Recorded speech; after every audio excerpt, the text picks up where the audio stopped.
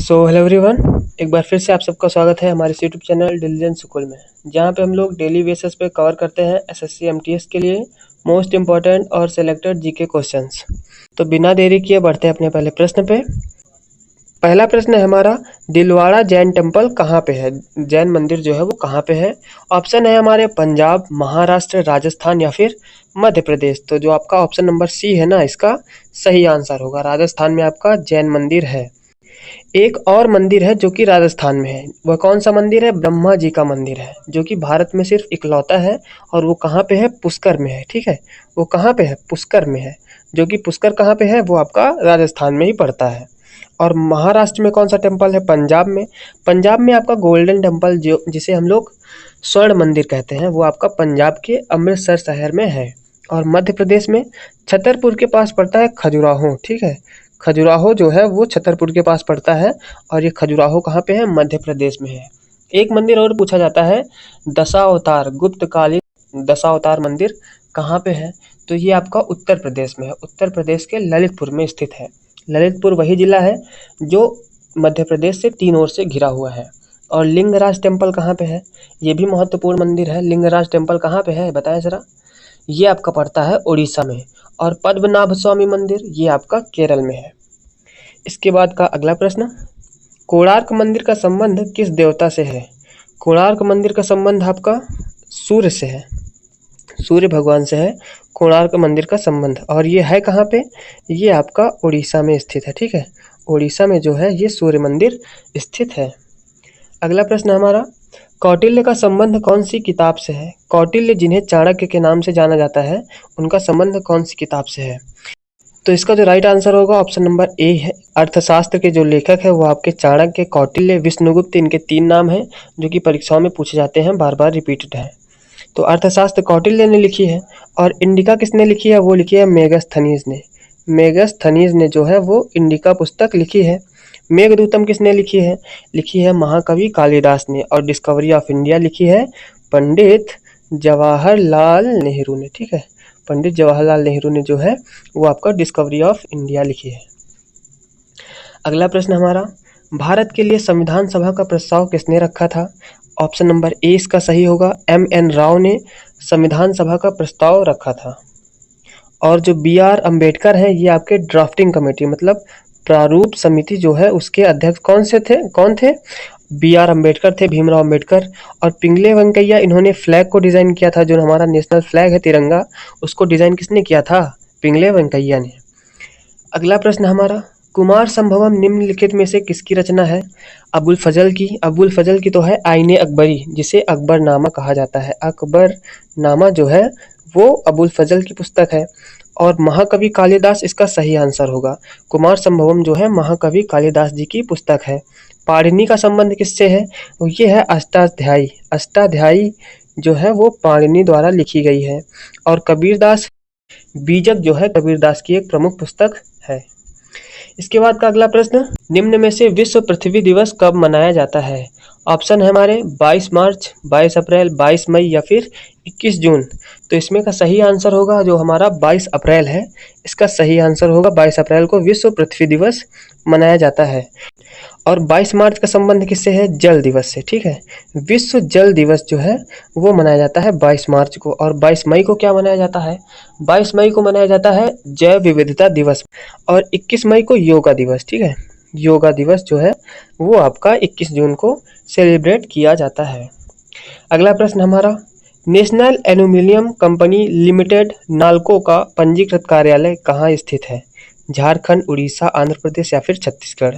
Option number 20 का सही answer होगा, क्योंकि जो एल्यूमिनियम है ना सबसे अधिक कहाँ पे पाया जाता है? उड़ीसा में। और इसका कार्यालय जो है नालको का वो भी आपका उड़ीसा में ही स्थित है। अगला प्रश्न हमारा, विश्व स्वास्थ्य संगठन WHO का मुख्यालय कहाँ स्थित है? WHO का मुख्यालय आपका जिनेवा में स्थित है। इसका right answer option number A Geneva, जो कि स्विट्जरलैंड में है। और पेरिस में किसका मुख्यालय है? पेरिस में आपका यूनेस्को जो है वो आपका पेरिस में पड़ता है। और लौसाने में कौन सा है? लौसाने में है IOC मतलब इंटरनेशनल ओलंपिक कमीशन जो है वो आपका लुसाने में है। और द हेग में क्या है, द हेग में है अंतर्राष्ट्रीय न्यायालय जो है उसका मुख्यालय द हेग जो कि नीदरलैंड में पड़ता है वहाँ पे है। तो विश्व स्वास्थ्य संगठन WHO का मुख्यालय आपका जिनेवा स्विट्जरलैंड में है। ऑप्शन नंबर ए इसका सही आंसर होगा।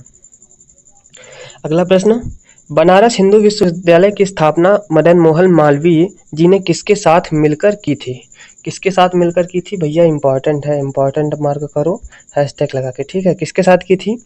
महात्मा Gandhi, Annie Besant, Mother Teresa या फिर इनमें से कोई नहीं? कोई और था ना भाई, इन्हीं में से है, तीनों में से, और वो है आपकी एनी बेसेंट, ठीक है। ऑप्शन नंबर बी इसका सही आंसर होगा। मदन मोहन मालवीय जी ने एनी बेसेंट जी के साथ मिलकर के बनारस हिंदू विश्वविद्यालय की स्थापना की थी। अगला प्रश्न हमारा, निम्नलिखित में से मथुरा किसकी जन्मस्थली है? अरे भैया मथुरा पूछ रहे हो, मथुरा तो हमारे श्री कृष्ण जी की जन्मस्थली है। ऑप्शन नंबर ए इसका सही आंसर है। और राम भगवान की अयोध्या, अयोध्या किस नदी के किनारे स्थित है? जरा बताएं जरा। अयोध्या आपकी सरयू नदी के किनारे स्थित है। इससे प्रश्न पूछे जाएंगे एग्जाम में, क्योंकि अभी हाल ही में इसका उद्घाटन हुआ है राम मंदिर का, तो ये तो इम्पोर्टेंट लेके आएगा करंट अफेयर्स से क्वेश्चन। और श्री कृष्ण मतलब मथुरा किस नदी के किनारे स्थित है? ये आपकी यमुना नदी के किनारे स्थित है। अगला प्रश्न, उत्तर प्रदेश का राजकीय पुष्प क्या है? उत्तर प्रदेश का परीक्षा है ना, उत्तर प्रदेश का राजकीय पुष्प पूछ लिया है। तो उत्तर प्रदेश का जो राजकीय पुष्प है आपका ऑप्शन नंबर सी इसका राइट आंसर है। पलाश जो है उत्तर प्रदेश का राजकीय पुष्प है। राजकीय बर्ड मतलब स्टेट बर्ड क्या है? वो आपका क्रोंच है। क्रोंच जिसे हम लोग सारस बोलते हैं, ठीक है। क्रेन, ठीक है, क्रेन जो है वो बर्ड है। और जो हमारा एनिमल है, एनिमल कौन सा है स्टेट का, उत्तर प्रदेश स्टेट का? वो आपका स्टेक मतलब बारहसिंगा है, ठीक है। और इसके बाद फ्लावर कौन सा है? फ्लावर तो पूछे हैं पलाश। अगला प्रश्न, अकबर का मकबरा कहाँ स्थित है? भैया इंपॉर्टेंट, इसको भी मार्क करो। अरे सभी इंपॉर्टेंट है, लेकिन जिसमें मार्क करवा रहे हैं ना वो कुछ ज़्यादा ही इंपॉर्टेंट है, क्योंकि ये CPO CHSL अभी जो निकल गया है ना एग्जाम उसमें पूछे गए हैं। तो अकबर का मकबरा स्थित है आपका सिकंदरा में। ऑप्शन नंबर डी इसका सही आंसर है। अगला प्रश्न हमारा, टका किस देश की मुद्रा है? भैया मुद्रा पूछी जाती है देशों की, राजधानी पूछी जाती है और उनकी संसद का नाम पूछा जाता है। तो इसमें पूछे हैं मुद्रा पूछे हैं। तो टका जो है आपकी बांग्लादेश की मुद्रा है। अब बांग्लादेश ले आप लोग को धुंधला धुंधला याद आ रहा होगा कि जो भारत की सबसे लंबी अंतर्राष्ट्रीय सीमा है 4096 किलोमीटर की, वो किसके साथ लगती है? बांग्लादेश के साथ लगती है। और जो नेपाल की मुद्रा है वो आपकी रुपया है। थाईलैंड की क्या है? बाहट है। और ब्राज़ील की क्या है? वो आपकी रियाल है, ठीक है। ब्राज़ील की मुद्रा रियाल है। ब्राज़ील की कैपिटल बताइए ज़रा। तो जो ब्राज़ील की कैपिटल होगी वो होगी ब्राज़ीलिया। और थाईलैंड की कैपिटल बैंकॉक। नेपाल की कैपिटल काठमांडू। अब आप लोग को कमेंट में बताना है कि काठमांडू में किसका हेडक्वार्टर स्थित है, ठीक। तो बढ़ते अपने अगले प्रश्न पे। हमारा अगला प्रश्न है, भारत का सर्वोच्च नागरिक पुरस्कार कौन सा है? सर्वोच्च नागरिक पुरस्कार से पूछे तो आपका भारत रत्न, बिना देखे टिक लगाओ। पद्म विभूषण ये आपका सेकंड नंबर पे है, पद्म भूषण ये थर्ड है, और पद्मश्री ये फोर्थ है, और भारत रत्न फर्स्ट। 4 पुरस्कार जो है वो मेनली पूछे जाते हैं, पद्म विभूषण, पद्मश्री या फिर भारत रत्न। तो इसका सही आंसर जो भारत का सर्वोच्च नागरिक पुरस्कार है वो भारत रत्न है।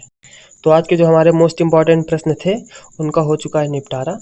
तो अगर आप लोग अभी भी वीडियो पे बने हैं तो वीडियो को लाइक करके चैनल को सब्सक्राइब करें, और आने वाली वीडियोस के लिए बेल आइकन को भी प्रेस करें। मिलते हैं अपनी अगली वीडियो में, तब तक के लिए जय हिंद जय भारत।